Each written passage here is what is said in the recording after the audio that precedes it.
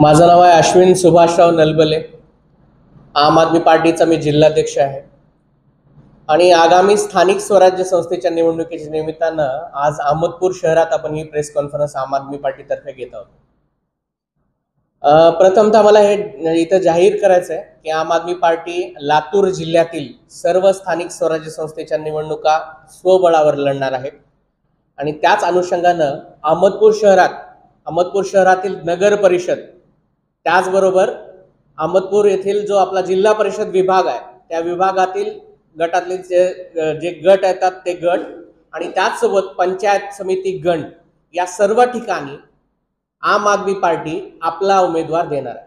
हे मला जाहीर करायचं होतं, म्हणून आज आपण इथं आलं. मी आज आता पहिल्यांदा हे जाहीर करून टाकतो की आम्ही स्वबळावर लढतोय आणि प्रत्येक उमेदवार, भले तो नगराध्यक्ष पदाचा उमेदवार असू द्या, आम आदमी पार्टी देणार आहे. ऑलरेडी आम्हाला 5-6 जणांनी संपर्क केलेला आहे अहमदपूर नगर परिषदेसाठी आणि त्याचबरोबर जिल्हा परिषदेसाठी सुद्धा इच्छुकांनी आमच्याशी संपर्क केलेला आहे. तर त्यातील योग्य उमेदवाराला पुढील आठवड्यात त्यांच्या मुलाखती घेऊन आम्ही त्यांची नावं पण लवकरच जाहीर करणार आहोत. तर प्रामुख्याने मला असं सांगायचं, तुम्हाला कदाचित माहिती आहे की आम आदमी पार्टीने याआधी महाराष्ट्रामध्ये कुठलीही स्थानिक स्वराज्य संस्थेची निवडणूक लढलेली नाही. तर ही पहिली वेळ आहे जेव्हा आम्ही ही निवडणूक लढतोय. मला माहिती आहे आमचं संघटन प्रत्येक ठिकाणी नाहीये, पण आम आदमी पार्टीचं चिन्ह किंवा त्याचे आम आदमी पार्टीची ओळख कुणाला नाहीये. असं मला असं वाटतं की भारतात असं कुठलं ठिकाण तुम्हाला सापडणार नाही जिथं आम आदमी पार्टीची ओळख नाही किंवा त्याच्या चिन्हाची किंवा त्यांच्या नेत्याची ओळख नाही. आणि आमच्यासाठी ती USP आहे. जेव्हा आम्ही लोकसभेमध्ये 430 जागा लढल्या 2014ला, त्याच्याच सोबत प्रत्येक जिल्ह्यामध्ये, या देशात जेवढे जिल्हे आहेत कुठल्याही राज्यात असू द्या, त्या प्रत्येक जिल्ह्यामध्ये आम आदमी पार्टीची जिल्हा कमिटी अस्तित्वात आली. पण असं असतानाही पक्षांच्या समोर जो अजेंडा होता किंवा पक्षाला असं वाटलं की छोट्या छोट्या राज्यांमध्ये आपण अगोदर फोकस करावा, म्हणून आम्ही दिल्ली आणि पंजाबमध्ये सुरुवातीला फोकस केला आणि त्याच्यानंतर गोव्याला फोकस केला. तर गोव्यामध्येही आमचे 2 आमदार आहेत आणि गुजरातमध्ये सुद्धा आमचे 5 आमदार आहेत. तर हळूहळू हा प्रवास आमचा सुरू आहे, राजकीय प्रवास मी त्याला म्हणेन. आणि लोकांच्या समोर एक सशक्त पर्याय, एक चांगला पर्याय घेऊन आम्ही निघालेलो आहोत. म्हणून तुमच्या मार्फत मला अहमदपूरच्या जनतेला हे आवाहन करायचं आहे की आम्ही जनतेतूनच उमेदवार देतो, आम्ही तुमच्यातून उमेदवार देतो. कारण आम्हाला असं वाटतं की जनतेतून जर उमेदवार आला तरच तो जनतेचं भलं करू शकतो. कारण इथल्या राजकारण्यांना आपल्या सामान्य जन लोकांच्या प्रश्नांची जाणीव नाहीये. अहमदपुरामध्ये जर सांगायचं झालं मला स्पेसिफिकली, तर इथं 2 गटामध्येच संघर्ष चालू आहे आणि निव्वळ पैशाच्या जोरावर इथं निवडणुका लढल्या जातात. भले बाबासाहेब पाटील असू द्या किंवा विनायकराव पाटील असू द्या, केवळ आणि केवळ पैशाच्या जोरावर मतं खरेदी करून त्यांचं राजकारण चालू आहे. इथे दुसऱ्या कुठल्याही पक्षाने येऊ नये म्हणून ते त्या पक्षाच्या पदाधिकाऱ्यांनाच मॅनेज करतात दर निवडणुकीत आणि इथं ताकदवर उमेदवार उभेच राहू देत नाहीत. पण यावेळेस त्याला अपवाद असणार आहे. म्हणून इथून जे चांगले उमेदवार आहेत, जे समजतात की मी करप्ट नाहीये, मी क्रिमिनल नाहीये किंवा माझं कॅरेक्टर चांगलं आहे, अशापैकी जर तुम्ही असाल तर निश्चितच आमच्याशी संपर्क करा. 9822031625 हा आमचा संपर्क क्रमांक आहे. या संपर्क क्रमांकावर तुम्ही आमच्याशी संपर्क करा आणि आम्हाला जर असं वाटलं की तुम्ही योग्य उमेदवार आहात तर अशा योग्य उमेदवाराला आम आदमी पार्टी निश्चित संधी देईल आणि तुम्ही त्या संधीचं निश्चित सोनं कराल असं मी अपेक्षा बाळगतो. आणि एवढंच आज इथं मला जाहीर करायचं होतं की आम्ही इथं लढतोय आणि तुमच्या मार्फत ही माहिती मला जनतेसमोर पोहोचत होती. याच्यासाठी आपण इथं जमलेलो होतो. तर मला असं वाटतं मी जे सांगायचं ते सांगितलेलं आहे. धन्यवाद. तुमचे काही प्रश्न असतील तर आपण ते प्रश्न घेऊया. असं वाटतं की स्वातंत्र्यानंतर एवढ्या दिवसानंतर सुद्धा आजही रस्ते, पाणी, नाली, कचरा, डास, मच्छरांचा जो प्रादुर्भाव आहे किंवा मोकाट कुत्रे त्यांचा जो त्रास आहे, असा कित्येक त्रास जनतेला सहन करावा लागतोय. पण या मुद्द्यावर कोणी चर्चाच करायला तयार नाही आणि जनतेचे खरे मुद्दे हेच आहेत. आणि स्थानिक स्वराज्य संस्थेकडून अपेक्षित काय असतं तर नगर परिषदेमध्ये माझा जो उमेदवार आहे, माझा जो वॉर्डचा नगरसेवक आहे, त्याला मी अप्रोच करून माझ्या असा काय समस्या आहेत, माझ्या घरासमोर नाली व्यवस्थित आहे का, मला पाणी व्यवस्थित येते का, किती दिवसाला येते, इतर ते स्वच्छ येते की नाही, डासांचा प्रादुर्भाव आहे का. अहो काही ठिकाणी तर अशी परिस्थिती आहे, तुम्ही छोट्या गल्ल्यांमध्ये जा, मुस्लिम वस्त्यांमध्ये, दलित वस्त्यांमध्ये तुम्हाला रस्ते व्यवस्थित दिसणार नाहीत. रस्ते जर असेल तर एक कुठेतरी जाऊन एंड होतात, त्या नाल्या काढलेल्या नाहीत. म्हणजे बिकट अवस्थेतून लोकांना जावं लागतंय. म्हणून हे छोटे छोटे मुद्दे घेऊन, जनतेचे खरे मुद्दे घेऊन, जनतेलाच समजवण्यासाठी की बाबा हो, तुम्हाला ह्या मुद्द्यांवर मतदान करायचंय. वर मत चोरी होते, ठीक आहे, मत चोरी हा गंभीर मुद्दा आहे, नक्कीच मुद्दा आहे, पण केवळ त्याच मुद्द्यावर इलेक्शन लढता येत नाही. किंवा हिंदू मुस्लिम करून, एकमेकांच्या विरोधात केवळ पैसे वाटून किंवा एकमेकांवर टीका करून बाबासाहेब पाटलांनी विनायकराव पाटलांवर करावे, विनायकराव पाटलांनी बाबासाहेब पाटलांवर करावे. उद्या जर वाटलं अजित पवार गटात मी आहे आणि मला जर अजित पवार गटातून चान्स नाही मिळाला तर मी उद्या शरद पवार गटात जायला तयारच आहे. म्हणजे फक्त पक्ष बदलायचे, समस्या जैसे ते ठेवायचा आणि सत्तेचं जे केंद्र आहे ते केवळ आपल्या हातात ठेवायचं. अशा प्रकारचं गलिच्छ राजकारण इथं चालू आहे आणि त्याला छेद देण्यासाठी केवळ आणि केवळ लोकल मुद्द्यांवर ही निवडणूक झाली पाहिजे असं आमचं मत आहे आणि लोकल मुद्दे घेऊनच आम्ही पुढे जाणार आहे. तर मी प्रामाणिकपणे पहिलेच सांगितलं की आम आदमी पार्टीची ही महाराष्ट्रातली पहिली निवडणूक आहे, स्थानिक स्वराज्य संस्थेची निवडणूक आहे आणि आम्हाला असं वाटतं की स्थानिक स्वराज्य संस्थेच्या निवडणुकीच्या निमित्तानंच पक्ष संघटनेस बळकटी मिळते. मी प्रांजळपणे पहिलेच कबूल केले नाही, आजही कबूल करतो की अहमदपूरमध्ये आमची कुठलीही शाखा नाहीये, आमचा कुठलाही पदाधिकारी नाहीये. जे पदाधिकारी इथं आमच्याशी जुडले होते ते आम्हाला असं वाटलं नाही की योग्य पद्धतीने आम आदमी पार्टीला तत्वात बसून पुढे घेऊन जातील, म्हणून आम्ही त्यांना ऑलरेडी बाजूलाच ठेवलेलं आहे. तर आम्ही चांगल्या लोकांच्या शोधात आहोत आणि या इलेक्शनच्या निमित्तानं चांगले लोक आमच्याशी जोडतील अशी आम्हाला खात्री आहे आणि त्यांना घेऊनच अहमदपूरमधलं संघटन सुद्धा आम्ही बळकट करणार आहोत.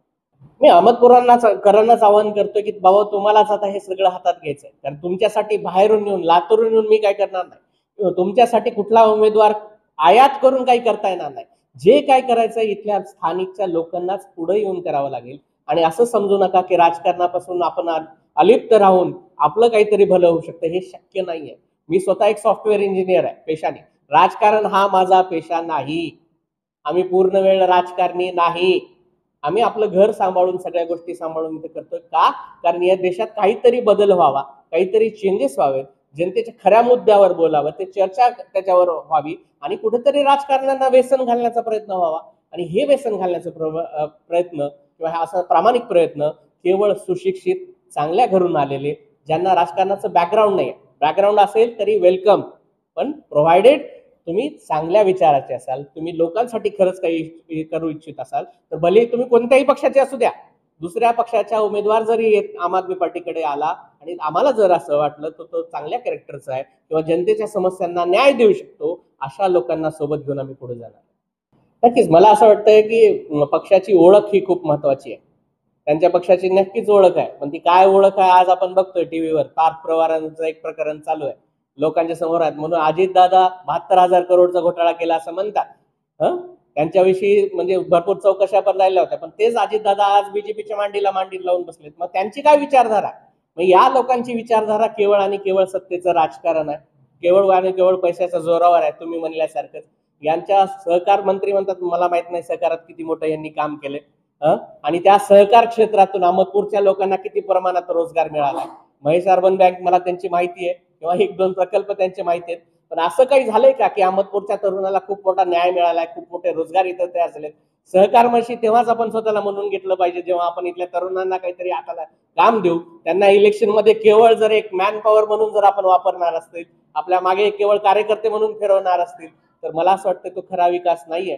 आणि त्याच्यामुळे आपल्याला या सगळ्यांशी लढायला एक मानसिक बळ लागतं, एक नैतिक बळ लागतं, ते आमच्याकडे आहे. सुरुवातीला जर अहमदपूरकरांनी संधी दिली तर अहमदपूरकरांचं मला असं वाटतं की जनता महागाईने खूप त्रस्त आहे. ऑलरेडी टॅक्सच्या स्वरूपात आपल्याकडून लूट केली जाते. आपण पाणीपट्टी भरतोय अहमदपूरमध्ये, सगळ्यांना माहिती आहे. पाणी किती दिवसाला येतं तुम्हालाही माहिती आहे, सगळ्यांनाच माहिती आहे.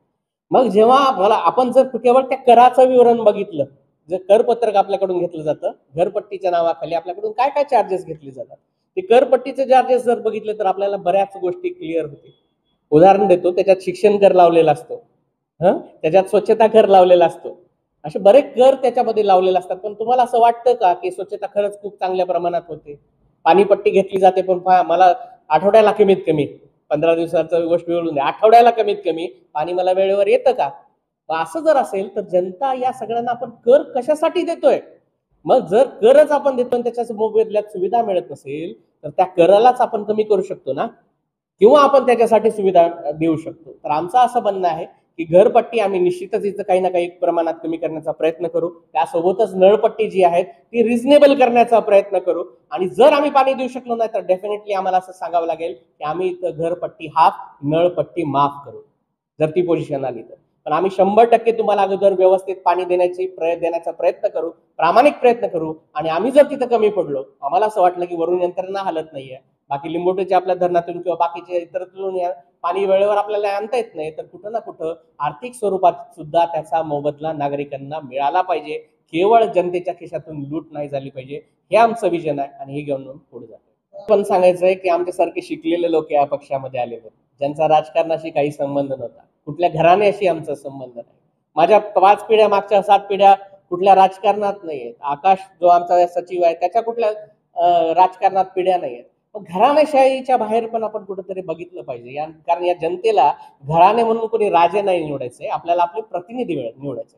आपण जनतेचे नोकर आहोत, हे लोकांना लक्षात आलं पाहिजे. आणि हा फरक आहे. आम्ही असं समजतो की आम्ही जनतेमधले तुमच्यामधलेच एक आहोत. तुमच्यासोबत रस्त्यावर चहा प्यायला आम्ही लाजत नाही. नक्कीच देव. आम आदमी पार्टी सामान्यातल्या भरे तो त्याची आर्थिक परिस्थिती नसू द्या, आमचं केवळ एवढं एक्सपेक्टेशन असतं की कारण आम्ही कोणाकडून फंडच्या स्वरूपात, बाकीच्या स्वरूपात कलेक्शन करत नाही जसं बाकीच्या पार्ट्या करतात. आमचं एकच म्हणणं असतं की तुम्ही या आमच्याकडं, पण तुम्ही त्या ताकदीनं लढण्याचा प्रयत्न करा.